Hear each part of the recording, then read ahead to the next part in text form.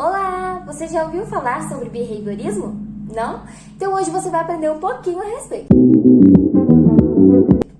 O behaviorismo é uma abordagem da psicologia lançada por John Watson, que foi um psicólogo norte-americano que viveu entre 1878 a 1958. Bom, Watson concretiza essa abordagem em um artigo lançado em 1913, intitulado Psicologia, como os behavioristas veem. Nesse artigo, ele contrapõe os métodos introspectivos e afirma que a psicologia é uma ciência experimental e passível de observação do seu objeto de estudo, o comportamento. Chamado de behaviorismo clássico ou metodológico, Watson acreditava que poderia prever e controlar toda a conduta humana, já que essa deriva do meio em que o indivíduo está inserido. Para ele, existiam as relações reflexas, mas o que são essas relações reflexas? Vamos supor que você está cortando uma cebola e seus olhos lacrimejam. Os gases presentes na cebola são tóxicos e isso leva a uma reação natural dos olhos, que é lacrimejar. O que isso se enquadra em uma relação reflexa, devido ao estímulo natural que houve. Mas, para ele, existia também um condicionamento reflexo. Mas o que seria isso? É baseado em uma experiência de Ivan Pavlov, um fisiologista russo, que afirmava que, se você mostra a um cão um pedaço de carne, a relação reflexa dele vai ser salivar. Mas e como seria um condicionamento reflexo? Vamos supor que todas as vezes que você ofereça um pedaço de carne ao cão, você toque uma sineta. O tocar a sineta seria um estímulo neutro, ou seja, algo que não vai mudar em nada na reação do cão. Mas se você fizer isso várias vezes, logo o cão vai salivar somente de ouvir a sineta. Bom, para o Watson, todo o comportamento humano era baseado nisso, ou seja, condicionamento reflexo.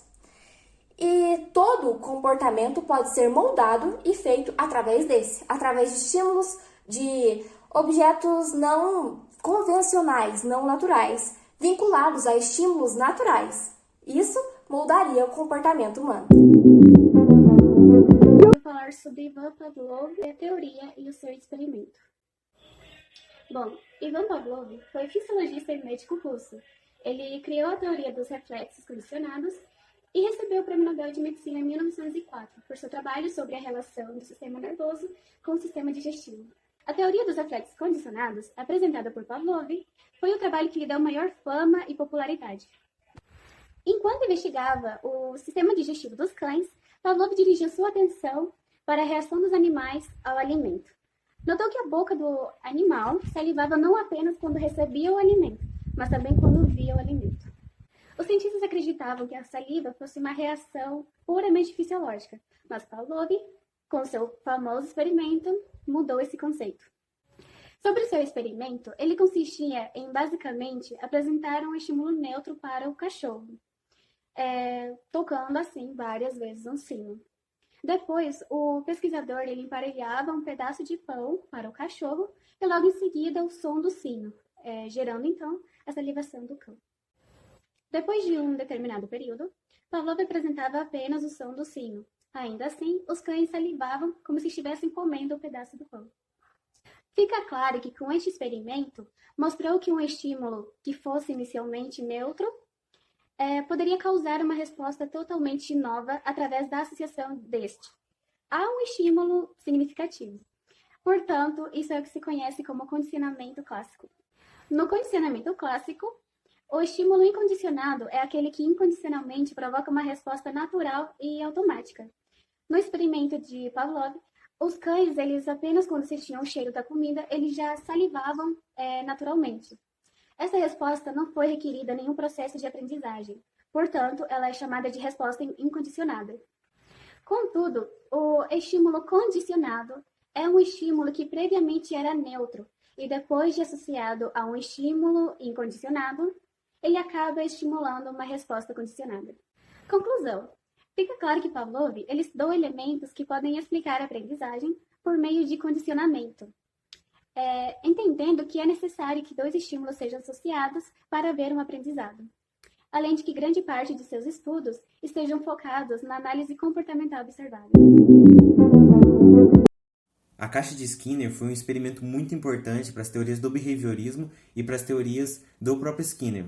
Esse experimento foi feito com um rato dentro de uma caixa, onde não tem nenhum tipo de interferência externa, nem nada.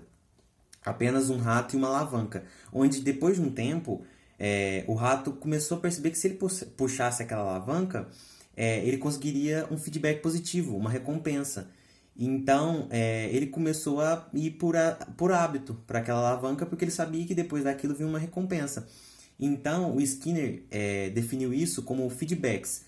E ele, através desse experimento, ele queria adquirir um controle experimental bem mais acentuado como outras ciências, como a química, a física.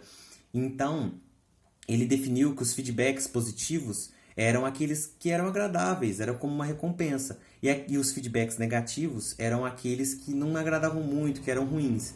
Então ele definiu assim, e definiu que a nossa vida era rodeada de feedbacks, então a gente não tinha livre-arbítrio. Para ele, a nossa vida era guiada por feedbacks, tanto positivos quanto negativos. Então a gente não era livre, a gente era apenas assim, essa ideia de ser livre era apenas uma ilusão, porque a gente era guiado, e para ele ainda somos guiados por feedbacks, tanto negativos como positivos. É isso, pessoal. Espero que vocês tenham gostado. Até uma próxima. Apresentado por Gabriela Marcondes, Joconda Martins, Carissa Aparecida, Lorena Carolina, Luana Arce, Lucas Cesari, Lissa de Oliveira, Marco Túlio, Raíssa Mariana.